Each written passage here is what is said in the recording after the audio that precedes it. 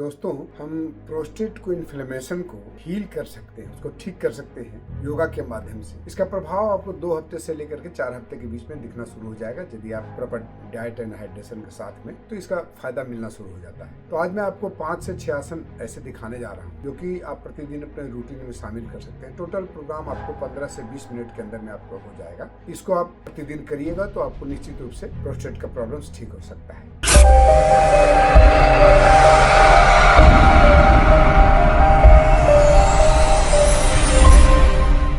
इसका प्रभाव आपको 2 हफ्ते से लेकर के 4 हफ्ते के बीच में दिखना शुरू हो जाएगा यदि आप प्रॉपर डाइट एंड हाइड्रेशन के साथ में, तो इसका फायदा मिलना शुरू हो जाता है। तो आज मैं आपको 5 से 6 आसन ऐसे दिखाने जा रहा हूँ जो कि आप प्रतिदिन अपने रूटीन में शामिल कर सकते हैं। टोटल प्रोग्राम आपको 15 से 20 मिनट के अंदर में आपको हो जाएगा। इसको आप प्रतिदिन करिएगा तो आपको निश्चित रूप से प्रोस्टेट का प्रॉब्लम ठीक हो सकता है। तो चलिए सबसे पहले मैं आपको दिखाता हूँ कि कौन कौन से आसन किया जाता है। इसमें सबसे पहला आसन जो मैं इसमें बताऊंगा कि बहुत ही नॉर्मल आसन, बहुत ही ईजी है, कोई भी आदमी करता है, जिसको बटरफ्लाई पोज कहते हैं। इसको हम ऐसे बैठ जाते हैं और दोनों पैरों के तलवों को आपस में मिला लेते हैं। मिलाने के बाद इस तरह से इसको अपनी तरफ खींच लेते हैं। हमें अपना काम करना पड़ता है अपने पेल्विक रीजन में, पेल्विक ऑर्गन्स के बीच में, जहां पर हमें सर्कुलेशन को बढ़ाना होता है। तो ये दोनों पहले हील को मिला लेते हैं, दोनों तलवों को, पैर के तलवों को मिला करके इसको जितना नजदीक हो सके पास में ले आते हैं। बटरफ्लाई की टाइप, मतलब इस तरह से आप दोनों पैरों को, इसको आप प्रतिदिन 3 से लेकर 5 मिनट तक करिए। फिर कुछ बीच में रुक जाइए, रुक करके इस तरह से ऐसे आप करें। ये बहुत ही कारगर है, बहुत ही महत्वपूर्ण है और बहुत ही काम करता है। तो उसको प्रतिदिन अपने रूटीन में शामिल कर लीजिएगा निश्चित। ये पहला आसन मैं आपको बता रहा हूँ। दूसरा आसन जो कि इसे हम बद्ध कोण आसन कहते हैं। सुप्त बद्ध कोण आसन बहुत अच्छा है इसमें, इसलिए मैं सुप्त बद्ध कोण आसन करके दिखाने जा रहा हूँ आपको। दोनों पैरों के तलवों को इसी तरह से मिला भी लेते हैं और मिलाने के बाद पीछे की तरफ इसे लेट जाते हैं। दोनों पैरों को इस तरह से धीरे धीरे करके अपने पास में लेके आए और कोशिश करें कि दोनों अगल जो आपके बगल में घुटने हैं वो जमीन पर मिले। नहीं मिलता है तो कोई दिक्कत नहीं है, ये भी हमारे पेल्विक रीजन के पर अच्छे से कार्य करता है। इसको 1 से 2 मिनट तक प्रतिदिन करें। तीसरा आसन जो बहुत ही अच्छा है, बहुत सुंदर है, इसको आपको प्रतिदिन कम से कम 5 से 7 मिनट तक करना होगा। बहुत अच्छा है, काफी कार्य करता है इस पर। आप इस तरह से लेट जाते हैं और इसे हम कहते हैं सेतुबंध आसन या ब्रिज पोज। इस पोजिशन में रेस कर लें बॉडी को, जैसे दोनों आपके पैर हैं, इसके पैर के एड़ी को टच करें अपने हाथ से और इस तरह से उठाएं बॉडी को। इस पोजीशन में, उठे हुए पोजीशन में 30 to 60 सेकंड्स तक रुके। इसको 3 राउंड तक करना है। आसान भी है, हो भी जाता है। इसको कम से कम 3 राउंड्स ऑफ 1 मिनट, 1 मिनट का 3 राउंड जरूर करना है इसको, ठीक है। उसके बाद एक जिसे हम स्क्वैट पोजीशन में बैठ जाते हैं, इसको मालासन कहते हैं। बॉडी को जितना हो सके वर्टिकल कर लेना है और बॉडी को स्ट्रेट रखते हुए पैरों को, हाथों को इस तरह से, दोनों हथेलियों से, दोनों केहनियों से पैर को फैलाते हैं और इस तरह से ऐसे रखें। इसको प्रतिदिन बैठे 2 से 3 मिनट तक। इस पोजीशन में 2 से 3 मिनट तक प्रतिदिन आपको बैठना है। अगला आसन भुजंग आसन। ये बहुत ही सभी लोग जानते होंगे, बहुत अच्छा है, लेकिन एक चीज ध्यान देना है कि हमको बॉडी को किस पोजीशन तक उठाना है और कितने देर तक उस पोजीशन में होल्ड करना है। ये दोनों बहुत इंपॉर्टेंट होता है। तो ऐसे आते हैं, ऐसे उठते हैं, बस यहां तक उठाना है। नाभिक से नीचे का पोर्शन जमीन में लगा होना चाहिए और इस पोजीशन में 30 सेकंड तक होल्ड करेंगे।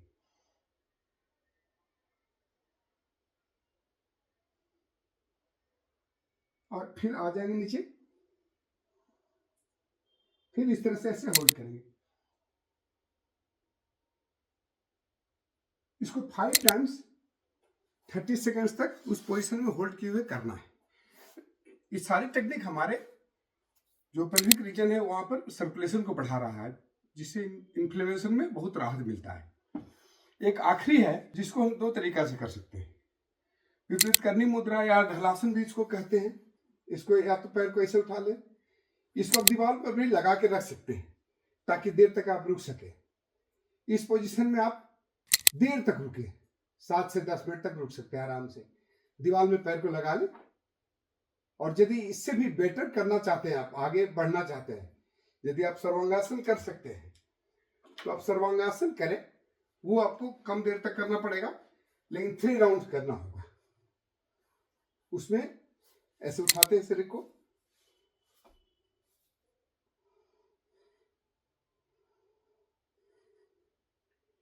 इस पोजीशन में आप रुक सकते हैं। एक बार में 1 से 3 मिनट तक रुकिए, 1 मिनट तक रुकिए और ऐसा 3 बार करना है। सर्वांगासन है ये। तो ये दोनों में से जो आपको अच्छा लगता है, ये ज्यादा कारगर है, इसको आप करें तो ज्यादा बेटर रहेगा। इतने आसन करने हैं आपको, बहुत ज्यादा आसन करने की आवश्यकता नहीं है।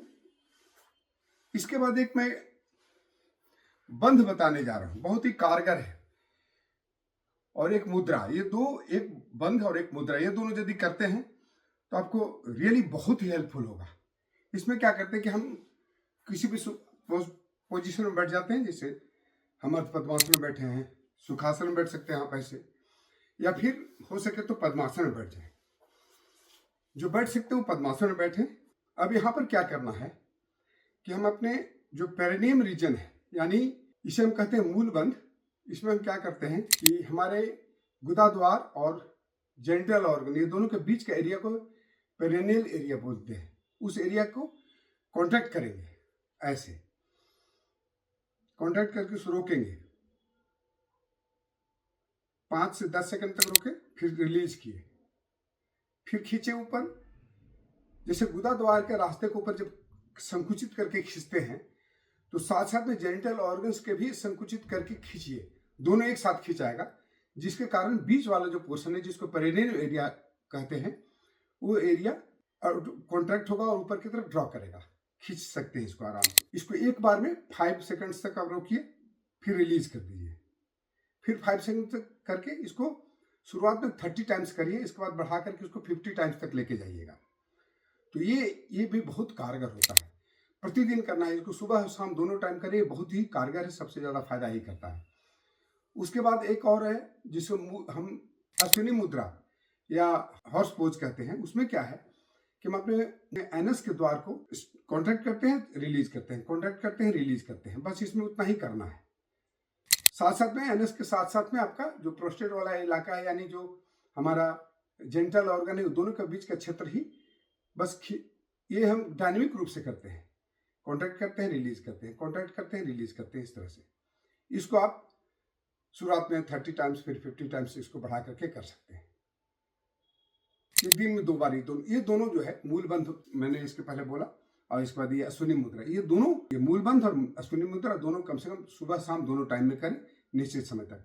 ये सारे टेक्निक यदि सही समय तक, जो मैं बताया जितना समय तक यदि इतना करते हैं तो आपको इसका रिजल्ट दिखना शुरू हो जाएगा 2 हफ्ते से लेकर के 4 हफ्ते के बीच में। और यदि इसको आप कंटिन्यूअस करते हैं तो आपको 3 मंथ से लेकर 6 मंथ्स में प्रॉब्लम से आपको मुक्ति मिल जाती है। साथ साथ में एक चीज ध्यान दीजिएगा, खान पान पर ध्यान देना है। हम हेल्दी डाइट लेंगे और प्रॉपर हाइड्रेशन रहेगा। रात में सोने के टाइम में बार बार आपको इसमें यूरिनेशन जाने की जरूरत नहीं पड़ेगी, यदि आप रात में सोते समय बहुत ज़्यादा पानी नहीं पीते हैं। साथ साथ में एक चीज़ और ध्यान दीजिएगा कि थोड़ा माइंडफुल ब्रीदिंग वगैरह कर लीजिए, ताकि आपको स्ट्रेस की स्थिति कम बने। स्ट्रेस भी हमारा बहुत कारण होता है इस सब प्रोस्टेट इन्फ्लेमेशन का, इसलिए आप माइंडफुलनेस का अभ्यास कर सकते हैं, ध्यान कर सकते हैं, योग निद्रा कर सकते हैं, जैसे भी हो स्ट्रेस को अपने आप को रिलीज करना है। उसमें आप प्राणायाम भी कर सकते हैं, भ्रामरी, अनुलोम विलोम, ये दोनों प्राणायाम आपको काफ़ी इसमें सहायक होता है और हेल्प करता है। तो बहुत बहुत धन्यवाद दोस्तों। ये वीडियो कैसा लगा जरूर शेयर करिएगा, कमेंट करिएगा और सब्सक्राइब तो जरूर करिएगा इस चैनल को। बहुत बहुत धन्यवाद। जय हिंद।